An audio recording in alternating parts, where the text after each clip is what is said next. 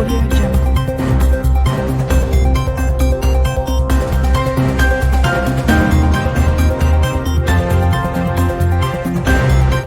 வணக்கம். தமிழன் செய்தி களம்.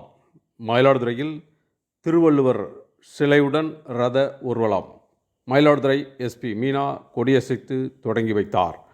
மயிலாடுதுறையில் திருக்குறள் பேரவை சார்பில் திருவள்ளுவர் தினத்தை முன்னிட்டு திருவள்ளுவர் சிலை ரத ஊர்வலம் நடைபெற்றது. ஔவையார் தேரை ஓட்டுவது போல் திருவள்ளுவரின் சிலையுடன் காவிரிக்கரையிலிருந்து ரத ஊர்வலம் தொடங்கியது. ஊர்வலத்தை மயிலாடுதுறை எஸ்பி மீனா திருவள்ளுவர் சிலைக்கு மாலை அணிவித்து கொடியேற்றி ரத ஊர்வலத்தை தொடங்கி வைத்தார்.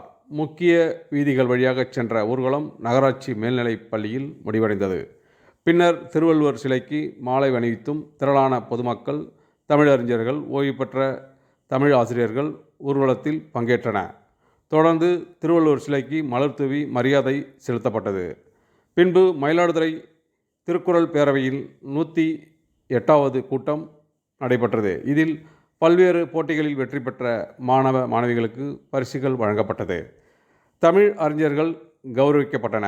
நிகழ்ச்சியில் 133 அதிகாரங்களால் திருவள்ளுவர் உருவப்படத்தை தத்துரூபமாக வரைந்து பிரபாகரன் என்ற இளைஞன் தமிழ் சங்கத்திற்கு வழங்கினார்.